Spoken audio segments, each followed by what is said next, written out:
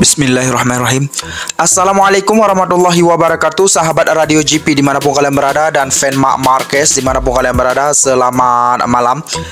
Sebelumnya kita berselawat dulu seperti biasa. Allahumma sholli ala sayyidina Muhammad, Allahumma sholli ala sayyidina Muhammad, Allahumma sholli ala sayyidina Muhammad sallallahu alaihi wasallam. Welcome back to my channel Radio GP. Oke teman-teman, untuk pada malam yang berbahagia ini kita ada beberapa poin yang ingin kita sampaikan kepada teman-teman. Mungkin ada yang tahu, mungkin yang belum tahu ya. Yang mana di sini sudah resmi pengurangan MotoGP atau motor MotoGP. Ada beberapa bagian yang dikurangi oleh pihak MotoGP ya, pihak FIM, pihak Dorna dan pihak Trackhouse. Yang mana di sini sudah resmi berlaku pada tahun 2027 nanti ya. Langsung saja yang pertama ya. Yang pertama di sini mana dia? Hilang lagi. Yang mana di sini pertama masalah mesin ya. Masalah mesin dulu ya. Ini untuk tahun 2027 apa saja yang dikurangkan untuk MotoGP pada tahun 2027 ya. Sudah resmi nih. Yang pertama bagian mesin. Bagian mesin mulai tahun 2027 ukuran mesin akan dikurangkan dari 1000 cc menjadi 800 cc, 850 cc. Hal ini akan menurunkan top speed, membuat olahraga lebih aman dan meningkatkan jarak tempuh sehingga lebih efisien dan berkelanjutan. Ya, yang pertama mesin dulu dikurangkan. Oke, yang kedua bahan bakar, tangki ya, atau istilahnya tangki ya. Yang mana MotoGP akan berlomba dengan 100% bahan bakar ramah lingkungan mulai tahun 2027. Kapasitas atau banyaknya minyak tersebut dalam tangki bahan bakar juga akan dikurangkan dari 22 liter menjadi 20 liter. Dan rider diperbolehkan menggunakan 11 liter selama sprint. Selama sprint race mereka bisa menggunakan 11 liter ya. Dan yang ketiga yang dikurangkan adalah aerodinamika ya. Aerodinamika akan dikurangkan dan dikontrol lebih ketat mulai tahun 2027.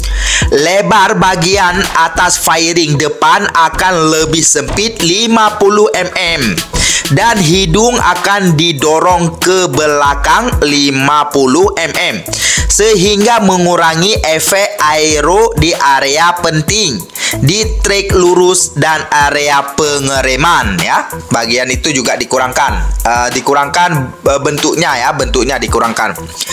Dan yang aero di bagian belakang akan menjadi bagian dari homologasi mulai tahun 2027 dan tim hanya diperbolehkan memperbaharuinya 1 kali per musim untuk mengendalikan biaya. Untuk aero belakang cuma bisa diperbaharui dalam 1 tahun itu cuma sekali aja. Kalau sekarang ini kan ada beberapa rider untuk sekarang ini seperti Honda dan Yamaha kan mereka bisa sepuas hati merombak dalam tahun ini ya. Dan untuk tim yang nggak mendapatkan itu kan berapa kali saja, 2 kali kalau nggak salah. Itu pun jadwalnya sudah ditentukan. Tapi untuk tahun 2027 cuma sekali saja untuk semua tim. Sekali aja desainnya sudah gitu-gitu sampai habis ya. Seperti yang membosankan ya. Oke, yang keempat, perangkat ride height dan hold shot mulai tahun 2027. Semua perangkat ride height dan hold shot akan dilarang. Ini hold shot yang naik turun itu teman-teman ya, di saat start yang turun naik gitu ya. Itu akan dilarang, tidak akan digunakan lagi. Dan yang kelima, data GPS. Data GPS dari semua pembalap akan tersedia untuk semua tim setelah setiap sesi. Memberikan data kepada semua kompetitor menawarkan peluang kemajuan yang lebih baik bagi tim dan pembalap dengan performa kurang dan dengan biaya yang terkendali. Yang keenam, yang terakhir adalah konsensi ya. yang sebagaimana dirasakan oleh Repsol Honda dan Yamaha untuk sekarang ini ya. Sistem konsensi saat ini yang diperkenalkan pada akhir musim 2023 akan terus berlanjut. Tetapi seiring dengan berlakunya peraturan teknis baru pada tahun 2027, semua pabrikan akan memulai musim di peringkat B. Mereka kemudian akan dinilai lagi pada pertengahan musim di musim panas 2027 dan dapat mengubah peringkat naik atau turun untuk memiliki akses ke lebih banyak atau lebih sedikit konsesi. Jadi untuk tahun 2027 ini hak konsesi ini dari awal musim di situ dilihat ya sampai pertengahan musim ya.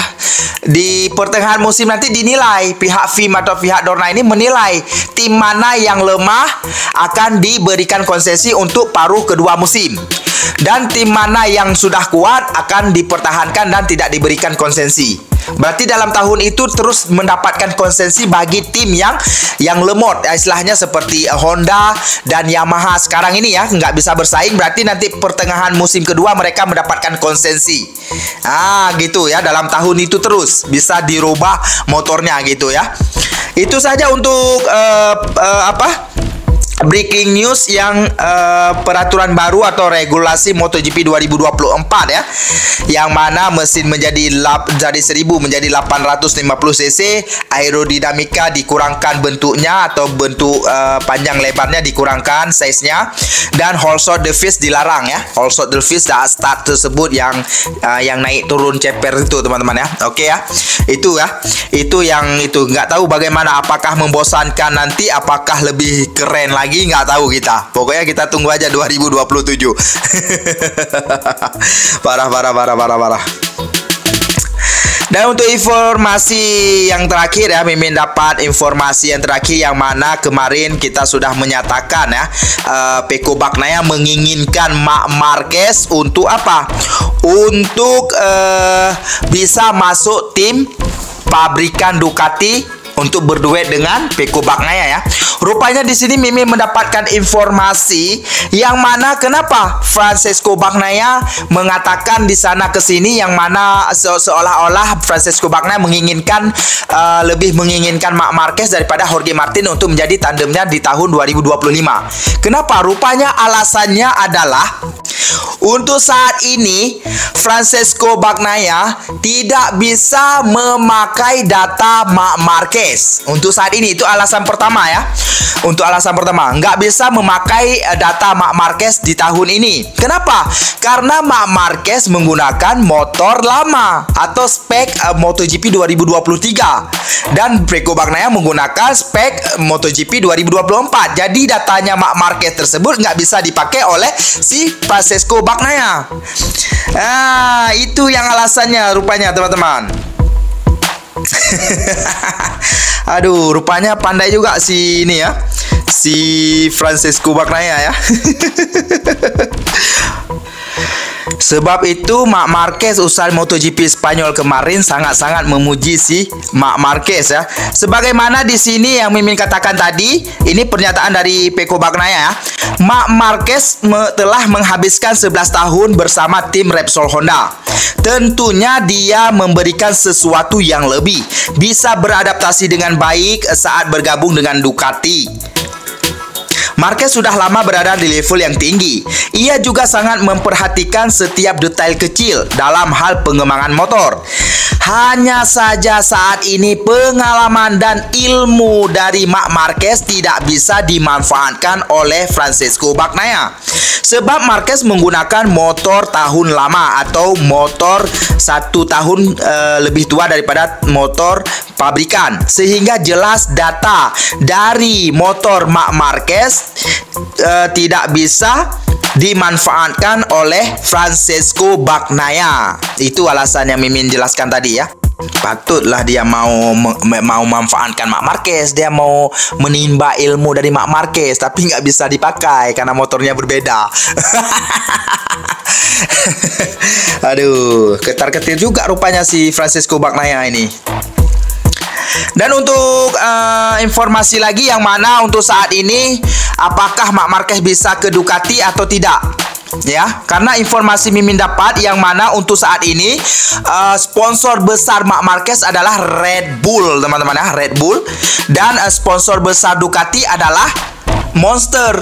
Jadi Red Bull dan Red Bull dengan Monster ini rasanya nggak ngam ya, tapi nggak tahu juga, mungkin sebab karena Marc Marquez mereka akur, nggak tahu ya. Marc Marquez dan sponsornya Red Bull, jika penandatanganan Marc Marquez untuk Ducati Lenovo menjadi resmi, akan ada masalah sponsor. Karena Marquez adalah pembalap Red Bull dan Ducati adalah Monster. Dan bukan hanya Ducati yang merupakan merek Monster, tetapi seluruh Borgo Panigale adalah bagian dari Monster. Kita sudah melihat bahwa dengan kepergian Marc Marquez dari Honda, begitu juga Red Bull secara sepihak memutuskan kontrak dengan Honda untuk musim 2024 dan berangkat bersama Marc Marquez ke Gres ini. Selain itu, perwakilan pengemudi baru Jimmy Martin adalah karyawan Red Bull. Inilah kelemahan pertama. Itu masalahnya, teman-teman. Ini masalah sponsor sekarang ini. Apakah sponsor Red Bull nanti akan mengikut jejak Marc Marquez ke Ducati kalau seandainya Marc Marquez ke Ducati? Tapi Mimin rasa ini, paling ribet ini. Apapun cerita, kita tunggu aja di Mugello nanti. Apa ceritanya? Apakah Marc Marquez akan ke Ducati atau Marc Marquez akan di KTM? Kita lihat aja nanti. Oke teman-teman, itu saja untuk informasi yang Mimin dapat sampaikan kepada teman-teman semuanya. Semoga aja teman-teman nggak pening ya dengan isu ini. Sampai jumpa di video selanjutnya. Jangan lupa berselawat seperti biasa. Allahumma sholli ala Sayyidina Muhammad. Allahumma sholli ala Sayyidina Muhammad. Allahumma sholli ala Sayyidina Muhammad sallallahu alaihi wasallam. Wassalamualaikum warahmatullahi wabarakatuh. Bye-bye.